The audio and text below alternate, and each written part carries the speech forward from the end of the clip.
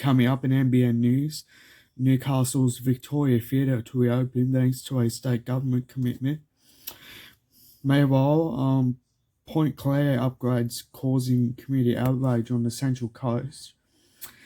And Gunnedar's Equip failed back on again in just 5 weeks in the New England Northwest. That's up next here on NBN News.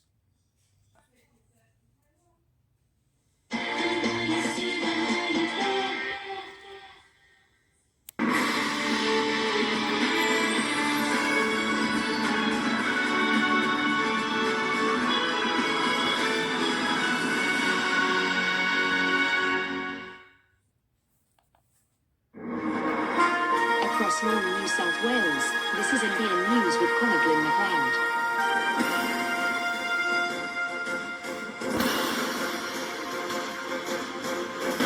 Tonight, the Victoria Theatre to reopen in Newcastle for the thanks to a $4 million commitment from the state government.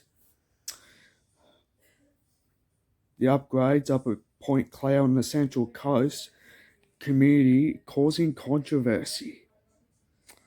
And the grip failed up in Gunnedah in the New England Northwest, days back on again.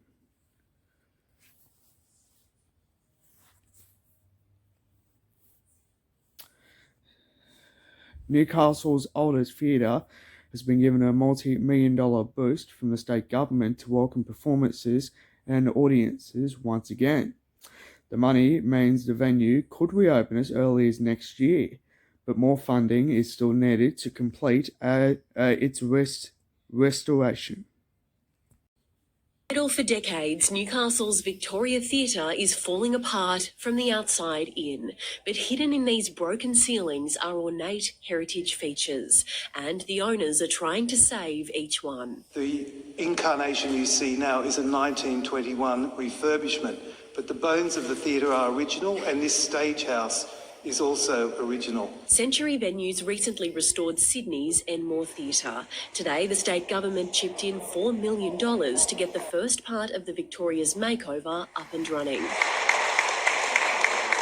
It's about recognising a gem in Newcastle and bringing that gem back to life. Getting to stage one will mean it will be a working heritage theatre with ticketed performances. But getting the theatre back to its former glory will be no mean feat. Built in the late 1800s, Victoria Theatre is one of the oldest in Australia, and restoring it will require millions more dollars from the developer. We do need to raise further money to do the full upgrade, which would be the opening of the dress circle and the refurbishment of what we call the wedge building on the side of the stage. An estimated $12 million is needed in addition to the government's contribution. But today's announcement means there's confidence the venue will soon be able to host performances again. This money will ensure that the theatre is operational once again. We hope to be in about 18 months' time. Lauren Kemp, NBN News. Many of us have experienced isolation over the last 2 years, but for one Hunter family, it's been a way of life for months. That's because its youngest member has been diagnosed with a rare immune system disorder, and treatment is half a world away. And a warning, some of the images is extremely distressing. Forced to stay inside, 4-month-old Bronte Hamilton was born without a functioning immune system. She was diagnosed with severe combined immunodeficiency thanks to a newly government-funded screening test. At 13 days of age, we received a phone call from the immunology team at the John Hunter Hospital saying that Bronte's newborn screening test had an abnormal result. It is rare. It probably has a rate of about 1 in 40 to 50,000 newborns. Except for routine hospital visits, her siblings and parents isolate with her in an effort to reduce the risk of Bronte catching a common infection, which could turn fatal. No one's met Bronte or been able to see her or give her a cuddle or anything.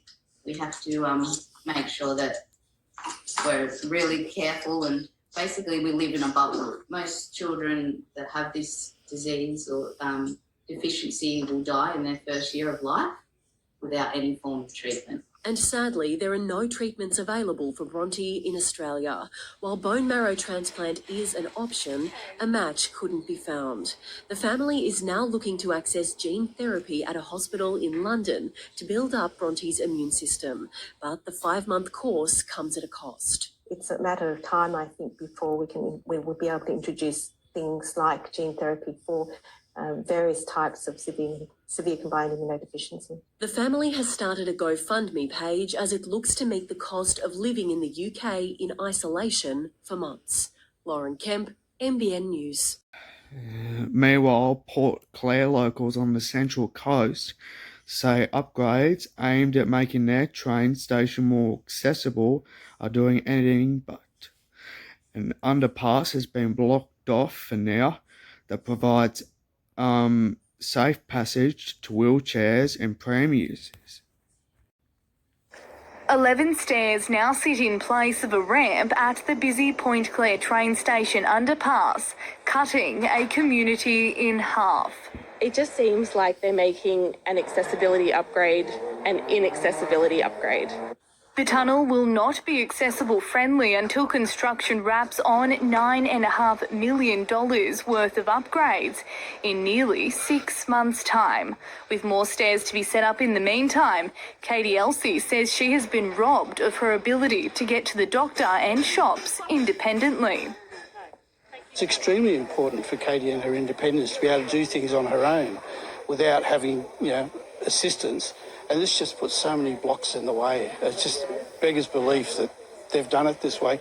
This track is the only path around the station for those unable to use stairs. Its surface is uneven and it's tight quarters, with this pole making it near impossible for wheelchair or pram users to get past. We're providing taxi vouchers for people to move from one side to the other. There'll also be transport for New South Wales staff there to assist locals while that construction's going on. Also causing concern as lifts go in, there's been speculation ramps will be axed from the design. Shutting down access to our underpass is just such a disappointing outcome, and we will fight to make sure this doesn't happen. Minister Sam Farraway says when the issue was brought to his attention, the department was instructed to revisit the plans and ensure the upgraded station is accessible. Also imploring Labor to stop what he has called a fear campaign. Sophie Scanlon, NBN News. Next, one of the New England Northwest's largest events to return to Gunnedah.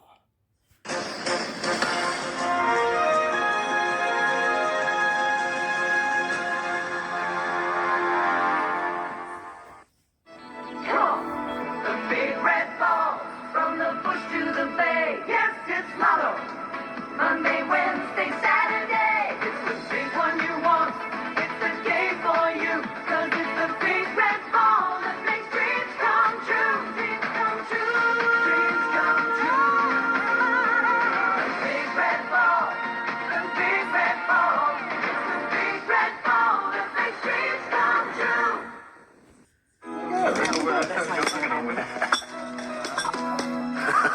I'm going to buy that. Into big business now, are we? Nope, I'm quite happy with the small business I own, Louise. Who are you banking with now, Bob? Newcastle Permanent. No, I know. I mean your company banking. Yeah, we're with the firm. Didn't know they did business banking. Well, they have done for quite some time now, Dad. Oh, good move. That's mine. Thank you. Your business is in good hands with Newcastle Permanent. They're our building society.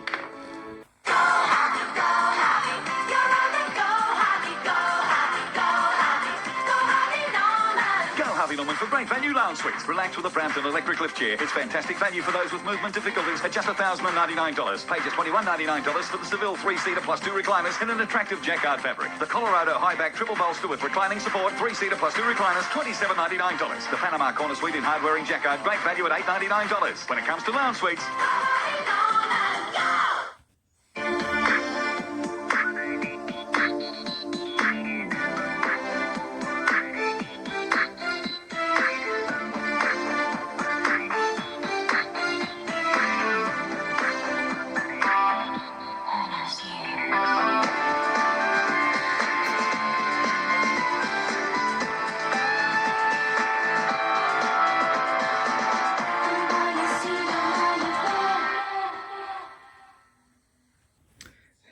In just weeks, one of the New England Northwest's largest calendar events will return to Gunnedah. AgQuip, officially locked in for mid-August, will see thousands of tourists flock to the town over 3 days.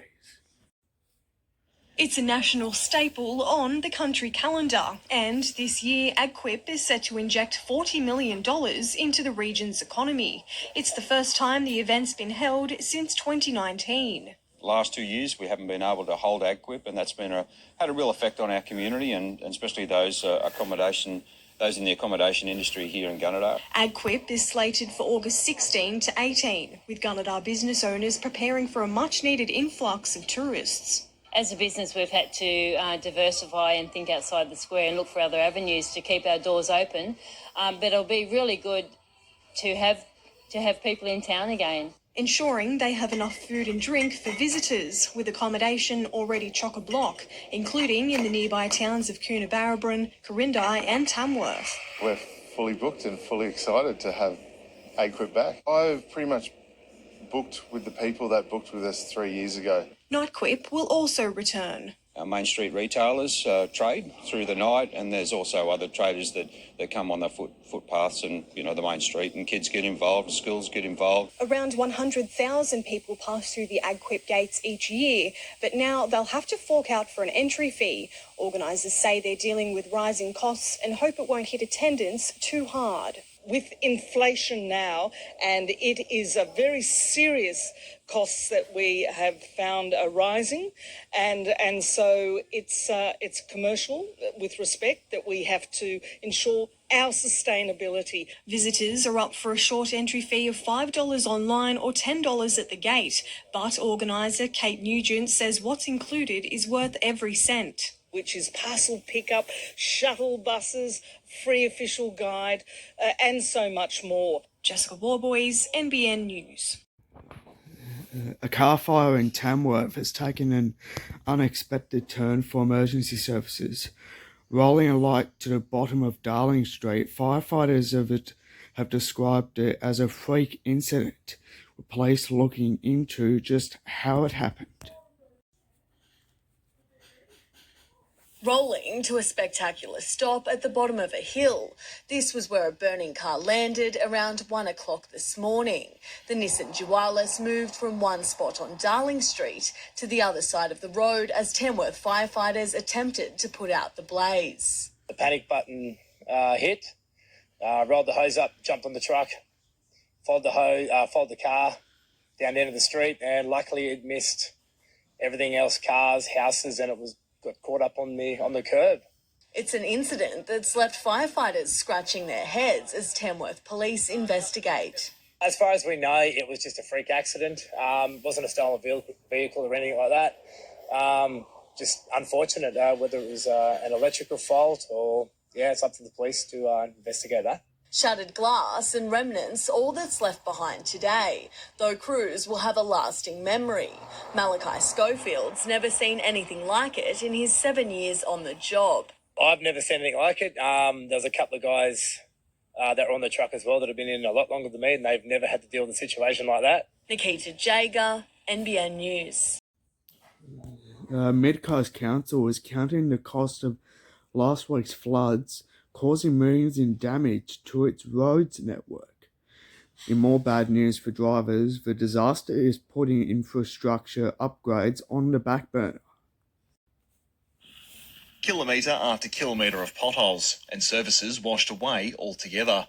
Mid-Coast Council is facing a rough road to recovery after last week's flooding. We've still been working on some of the major damage repairs from the March 2021 flood, and obviously these are going to add to that. While major roads have long been in poor condition, the latest disaster has only made things worse. Crews mending the Lakes Way late last week, moving on to the Manning Valley today. A lot of our flooding was associated with short duration stormwater and some of our smaller river systems. The repair job also spelling bad news for ongoing road upgrades in Taree. Calver Street was supposed to reopen in April, heavy rain pushing it back to August. Now it's anyone's guess. We'll need to get the subgrades to dry out enough so that we can keep those works going. Repairs are underway across the region, but this sinkhole at Tallwoods north of Foster is Council's top priority. With 3 bridges and countless roads also in need, the clean-up bill is set to reach $10 million. But with a $35 million backlog from previous disasters, help from the state government may only be a drop in the ocean. Now we've had a natural disaster declaration, we've got an opportunity to work through what our costs were around those and make sure that we set up and get approvals for the claims to reinstate that infrastructure. Rob Douglas, NBN News. After a 7-month closure, North Brother Mountain has reopened to tourists. Port Macquarie Hastings Council opened a single lane to the popular spot, which shut down in December due to a major landslip. It's a cliffhanger opening everyone's been on edge for. As of today, vehicle access to Laurieton's North Brother Mountain has reopened after 7 months, sending paragliders flying.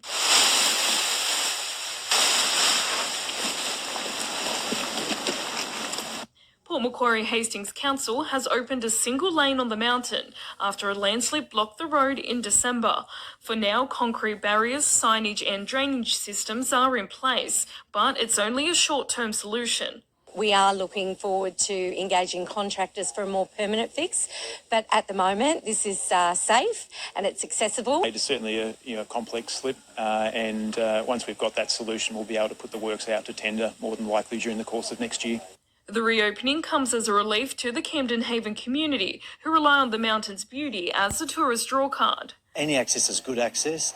I understand some data from a few years ago. There was up to 1,000 car movements per week. The mountain itself is a great tourism destination for Camden Haven and the Hastings as well. So for that to be closed for such a long time, it's had a significant impact on the area. Though while this mountain may be short on road access, one thing it's not short on is compliments. It's the best view anywhere from up the top here, so it'll be good to go up there and appreciate it again. It's really something, isn't it? Gemma Pepper, NBN News. More than 1,000 Northern Rivers residents are in emergency housing following the flood disaster, while the state government is working on a range of solutions. Early East Lismore residents are in social housing are now moving home. Roma Gooch and Toby the dog have come to appreciate there's no place like home after 1.2 metres of water inundated the East Lismore housing complex for seniors. So it just went round and round and sent all the furniture, breaking all the walls. Since February's floods hit, the 88-year-old and her companion have been staying with family in Ganelabar. But with the house restored and possessions being replaced, Roma is loving being back in her home of a decade. A bit hard, but I'm not the only one. There's been many people suffering, losing completely everything. But I'm happy to be back. We're seeing that upgrades and repairs of over 73 social housing properties across the Northern Rivers area. Of those properties deemed uninhabitable, 11 of them were here at the DCJ housing complex for seniors. The repair works forming part of a state government $168 million package to repair and replace social housing, which is only one measure that's working towards tackling the housing crisis in the wake of the floods. Construction is set to commence this month on Mullumbimby's housing pods, and planning and construction is underway at other locations in Lismore, Wardell and Pottsville, while caravans are rolling into Corrikai and Woodburn. It's never been done before, certainly not on this scale, and in response to an unprecedented disaster where the need for housing was great coming into it and even greater now coming out of it. The temporary housing villages are expected to host residents rent-free for up to 2 years as homes and residents recover. Over 1,300 people are currently accessing emergency housing. We are there to help you, and we will. And we will not let you down in that respect. Gracie Richter, NBN News. They were first deployed to fire crews after the Black Summer. Now, multi-million-dollar drones have been sent on a very different mission. It involves flying over the flood-damaged cane fields of the Northern Rivers, and what they found is remarkable. From swimming pools and caravans to shipping containers, these items are far from where they belong, strewn across cane fields in the Northern Rivers over 4 months on from the catastrophic floods that devastated the region. We're flying over these cane fields and we're surveying the fields, determining location and, where possible, identifying the flood debris that has washed into these cane fields. These $5.4 million drones were flown in to help fire and rescue crews after the Black Summer bushfires. Now they've got a new use, assisting farmers in the flood recovery. So this initial investment we have been able to multiply and really reach out into our communities and assist them as they need. The drones can fly up to 90 metres altitude, taking photographs and creating maps to help cane growers like Jeff Pye at East Corrikai locate and remove debris that poses a major risk to the industry. So it wasn't a little pool either, it was 12 metres by 4 metres, and yes, took a bit of getting out. If they're in their equipment and they hit some of those, particularly those larger items, they can do real damage to their equipment. These drones have clocked up more than 200 hours of flying time across Woodburn's cane fields in just 5 weeks.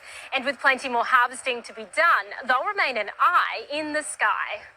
They'll next hover over harvesting fields in the Tweed Valley. Their flood recovery mission planned to continue for up to 6 more weeks. Josephine Shannon, NBN News. Next, it's time for local sport, as wet weather forces the cancellation of the upcoming round of Newcastle Rugby League.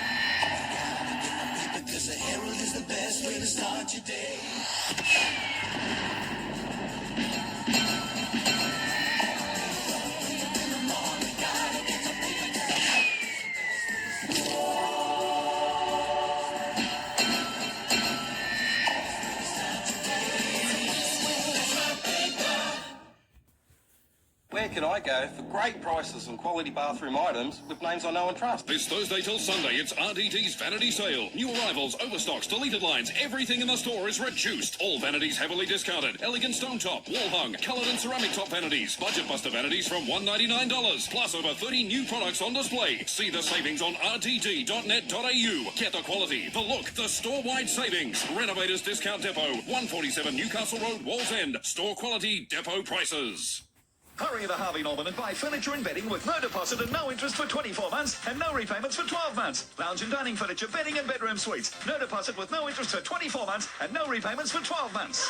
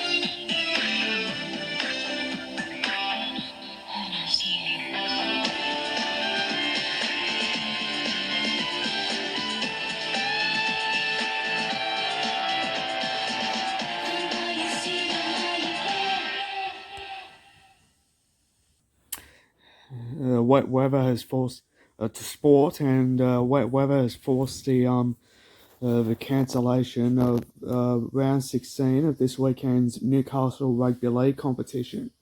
It was due to play from this Saturday to Sunday, but however that has all changed as the chaos continues. And of course, the Newcastle competition will now have to quickly play until at least next week. And of course, the Newcastle Rugby League will now have to return on the 30th of July, starting with round 17. Despite the wet weather, the Central Coast Rugby League will still go to play. The entrants are up against Erina, while Turkley are up against Kincumber. Wyong is up against Berkeley Vale, and Woy Woy are up against Terrigal. Meanwhile, wet weather has also forced round 14 of the Group 4 Rugby League to move to at least next weekend now. Because of that, Boggabri is up against Manila, while Katingal Moonbri will play against North Tamworth. Morley is up against Narrabri, and Dungawin is up against Gunnedah, and Wurst Creek have to bye. But thankfully, no effect on the Group 2 Rugby League, with Nambucca Heads taking on the Grafton Ghosts, while the Awara Valley Axemen take on the Wagga Seahorses. Also, the Coffs Harbour Comets take on the Sawtell Panthers, while the South Grafton Devils take on the Maxwell Sea Eagles as part of round 12. But the good thing is, round 9 won't be affected, because Port City is up against Old Bar, while Wingham is up against Wauchope. Also, Foster Tuncurry are up against Port Macquarie, and Macleay Valley are up against Taree City.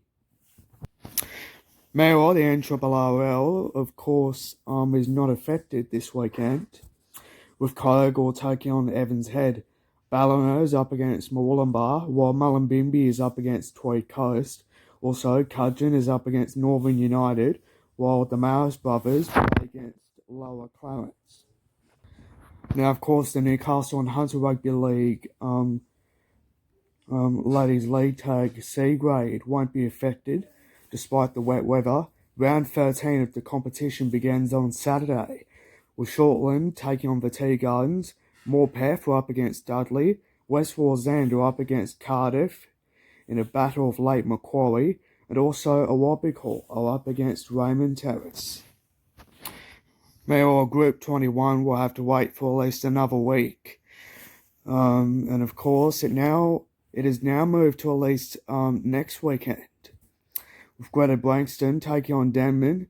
Muswellbrook is up against Aberdeen, while Singleton is up against Scone.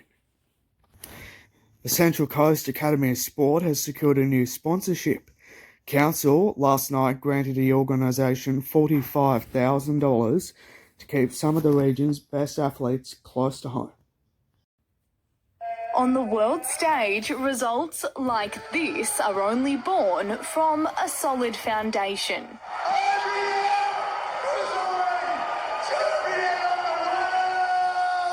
International boxing title holder Jay Opatai is an alumni of the Central Coast Academy of Sport.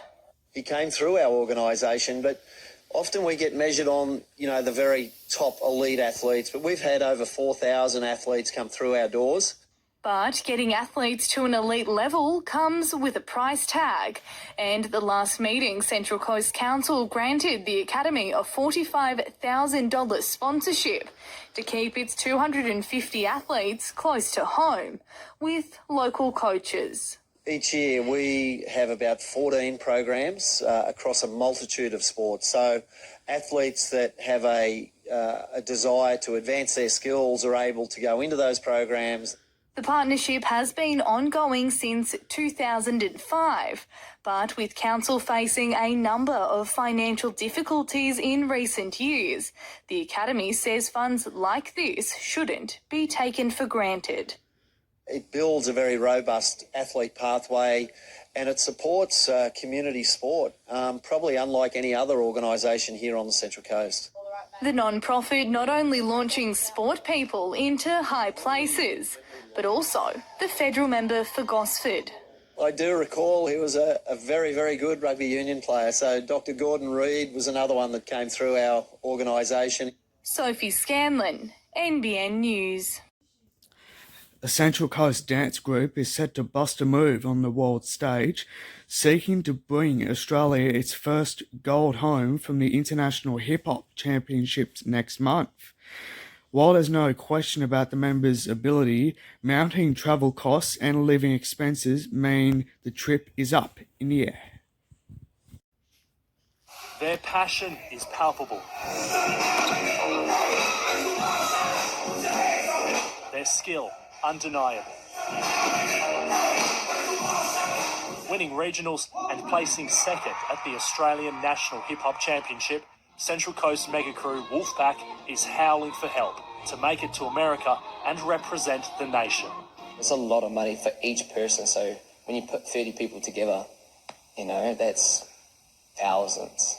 Director Chaz Cummings has led the crew from strength to strength, but doesn't know how he'll get the 30-plus crew members overseas. Dancers working to cover their airfares, accommodation, food, registration and outfits, which could total upwards of $7,000 each, all while producing the best performance they can, alongside choreographer Ty Bennett.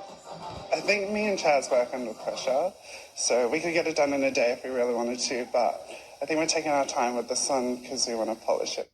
Central Coast Council offers several community grant programs, with applications closed for the biggest two. The Wolfpack now looking into whether it's eligible for the Community Support Grant Program, in addition to seeking sponsorships from local businesses. Bringing Australia's first gold in the Hip Hop Championships home to the coast isn't the only motivation. With crew members from as young as 10, the opportunity will set these dancers up for a strong future doing what they love. I just love dancing with everyone because, we're just one big family. And when I come here, I feel safe and everything. Saying that you're the best in the world, I think that says it all, really. It can open up a lot. Will DeFulvio, NBN News. Wow, talented. I'm hoping that they get gold. Of course, 600 of the best AFL players have descended on Coffs Harbour on the mid-north coast to get even better at their sport, travelling from as far as the Illawarra and northwest to compete in a representative carnival is the first contest in 2 years. A tough day for the North Coast force at the Northern New South Wales Representative Carnival. The 17 boys were strong in defence against Hunter Metro this morning. And while there were patches of quality attack, they couldn't translate it to points on the board. It was a similar story for the Force girls, whose inexperience was evident in their first hit out today against Illawarra. So I've got 13-year-old girls running around against under-17 girls in some positions. Not all players, obviously, but that makes it really, really challenging for our team. Despite the losses, they're optimistic. We think we've done really well because we come close to beating teams and we're a young team and we have plenty more years left in us to go hard and hopefully win. Every time they go out on the field, they know they're playing bigger, stronger, older girls, but they go out, they give it their best, they try and beat them to the ball and do a lot of the times. If they don't, they tackle. 27 teams from 5 regions are competing in 81 games across the 3-day event. We're finding that every year the standard goes up. Every team gets stronger, and I guess that's just a reflection on what we see week in, week out at club footy. It's a real great chance for us to learn, where we need to be if we want to improve, and particularly if some of our kids as individuals want to progress further in the code. Britt Ramsey, NBN News. The Osgrom Pro Juniors wrapped up in Lennox Head in the Northern Rivers. A series of local surfers found themselves in the finals, but only one took out his heat. It's been a big day of finals for Far North Coast surfers at Lennox Head. Local Lee Bar board riders surfer Harry O'Brien finished 4th in his finals heat for the Men's Pro Junior, this wave earning him a 5.2. Here we have Harry O'Brien in the green, making his way to the inside. Well, he took his time with priority. But as it came down to the wire, using his priority in the final 30 seconds, it wasn't enough. Fellow Lennox surfer Juniper Harper struggled in the Women's Pro Junior final.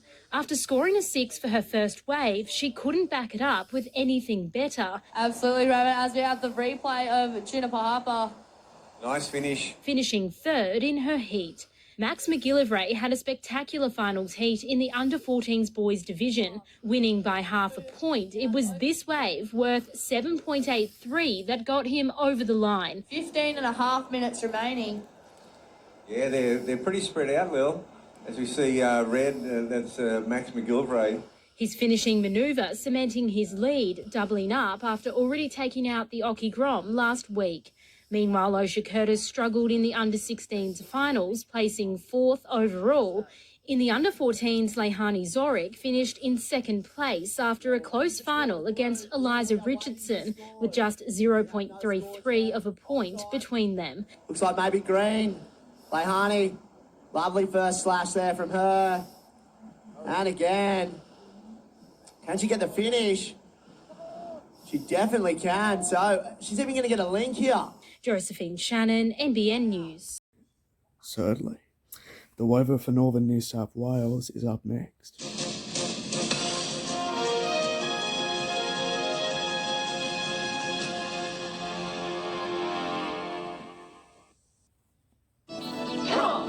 The big red ball, from the bush to the bay. Yes, it's Lotto. Monday, Wednesday, Saturday. It's the big one you want. It's the game for you. 'Cause it's the big red ball that makes dreams come true. Dreams come true. Dreams come true. The big red ball. The big red ball. It's the big red ball that makes dreams come true.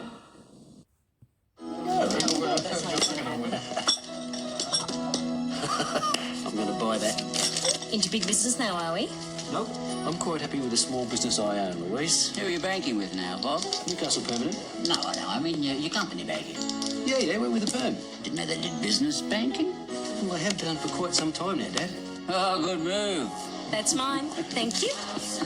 Your business is in good hands with Newcastle Permanent. They're our building society.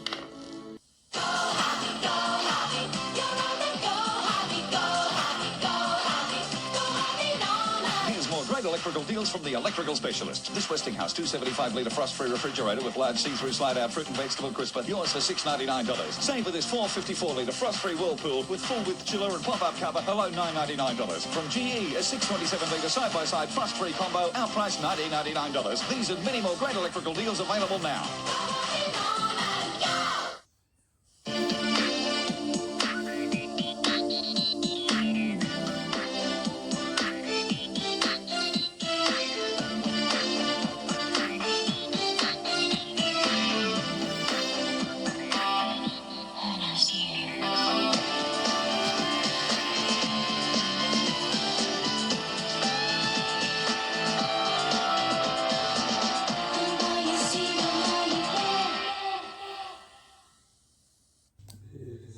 To the weather now, and it was really good right throughout northern New South Wales as throughout all of it. And let's have a look.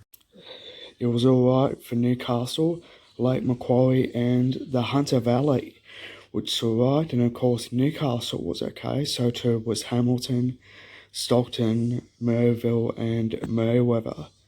And also so too was Katawa, Adamstown, near Lambton, Gateshead and Windale.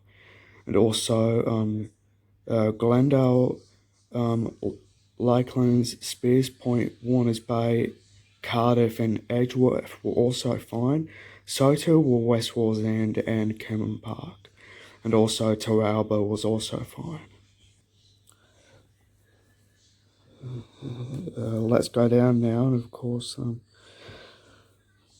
course it was all right for Ryhope and also Fassifern. Toronto was also okay, and so too was Awaba, and also Belmont was okay. To the Central Coast, and it was fine for Springfield. Wyoming had a huge one, so too did West Gosford. Carryong had a huge one. So too did Eleanor Heights and Eleanor itself. Bateau Bay, Foresters Beach and Terrigal also had it. So too did Copacabana and Avoca Beach. Going up. And of course, Warnervale had it as well, so too did Wyong. Turkley also had it, so too did the entrance and the entrance north. And also, there was also one in YE Point, and also Dawson and Blue Haven. Now, to the New England Northwest, it was alright for Tamworth, so too was Urella, Wildcat, and Walbrook. Artinga was alright, so too was Manila, and also Boggabri was alright, and also Gunnedah. Meanwhile, Werris Creek was also okay, so too was Quirindi. Also, Narrabri was okay, so too was Tingha. And also, Delangra, Warriora, and Bengala, as well as Gurley, were okay, and so too was Moree.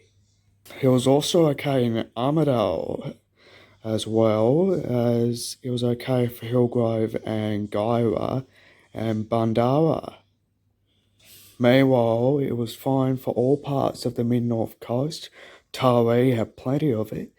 And also, it was Foster, as well as Gloucester, and also the Harrington, the central Landown, and also in Port Macquarie, as Kempsey, Bellbrook, and also Nambucca Heads, and also Urunga and Wagorga, and also Coffs Harbour. In Grafton, it was also okay for the Booms Head, McLean, and Yamba. Now, finally, to the Northern Rivers, and also there's Lismore, where there's Byron Bay, Kyogle, Ballina, Moolumbar, and Tweed Heads. And also, Kyogle had a lot, so too did the others. It was also okay for Mullumbimby as well. And of course, Moolumbar had a lot, so too did Byron Bay. And of course, there was a lot for Casino, Leeville, Kyogle, Ballina, and Woodburn, and also the entire lot. The high tide is at 7:48 tomorrow morning, while the low is at 1:15 tomorrow afternoon. And also, the sun will rise at 6:54, setting at 2 minutes past 5. And it'll be alright for Newcastle for the next few days, and so too will Scone, and also for Gosford. Meanwhile, it will be okay for Tamworth, as well as for Taree, Coffs Harbour, and Port Macquarie, as well as for Lismore. That's it for NBN News, and don't forget, from all of us here, good night.